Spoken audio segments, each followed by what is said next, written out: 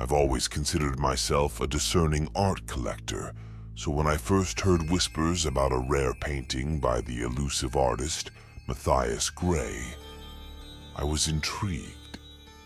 Gray's work was renowned not just for its beauty, but for the inexplicable feelings of dread and unease they evoked in viewers.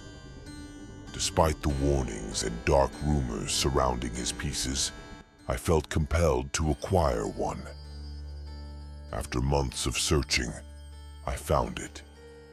A private auction house in a quiet town upstate had listed one of Gray's paintings. The listing was vague, with only a single photograph of the piece, a haunting image of a dilapidated mansion under a blood-red sky. I could almost feel the chill emanating from the photograph alone. I had to have it. The auction was uneventful, and I won the painting for a surprisingly modest sum. The auctioneer, a frail old man with an unsettlingly vacant stare, handed me the painting with a cryptic warning. "This piece has a dark history, sir. Many who owned it before you, well, let's just say they didn't fare well. Be careful." I dismissed his warning as mere superstition, eager to hang the painting in my private gallery. Once home, I carefully unwrapped it and marveled at its eerie beauty. The mansion in the painting seemed almost alive, its windows like eyes watching me, the twisted trees surrounding it appearing to reach out. That night, I had my first nightmare. I was standing in front of the mansion from the painting, the same blood-red sky overhead. The doors creaked open, beckoning me inside. I could hear whispers, unintelligible yet filled with malice. I woke up drenched in sweat, the whispers still echoing in my mind. Over the next few days, things began to get worse. I started hearing noises in my house, soft footsteps, distant whispers, the creaking of doors that should have been shut tight. At first, I thought it was my mind playing tricks on me, the result of my overactive imagination. But then, I saw her. One evening, as I was admiring the painting, I saw a figure standing in one of the mansion's windows. A woman, her face a mask of agony and despair. I blinked, and she was gone. I couldn't shake the feeling that she was trying to communicate with me, to warn me about something. Determined to uncover the truth, I delved into the painting's history. I learned that Matthias Gray had painted it shortly before his mysterious disappearance.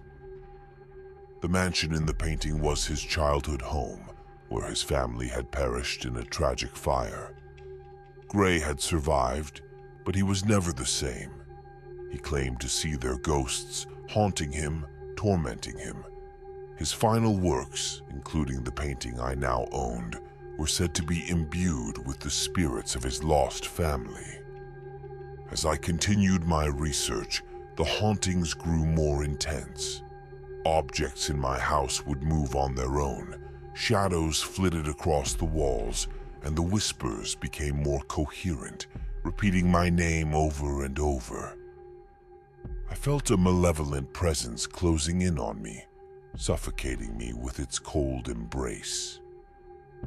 One night, I decided I'd had enough. I couldn't live like this any longer. I had to get rid of the painting.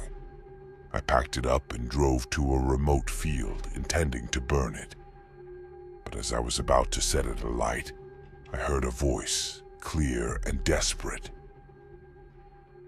"Help me!" The woman from the painting stood before me, translucent and wreathed in sorrow. She reached out to me, and in her touch, I felt her pain, her anguish. She wasn't the malevolent force.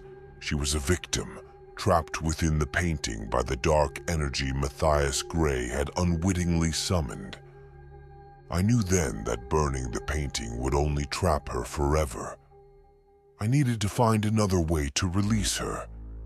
I spent weeks researching ancient rituals, seeking any method to free her spirit. Finally, I found an old tome detailing a ritual of release. It required a personal item from the spirit's past and the painting itself. I returned to the auction house, hoping to find something that had belonged to Gray's family. The old auctioneer was reluctant, but eventually relented, giving me a locket that had been found with the painting. It contained a picture of the woman and a small lock of her hair. That night, I performed the ritual. The air was thick with tension, the whispers almost deafening.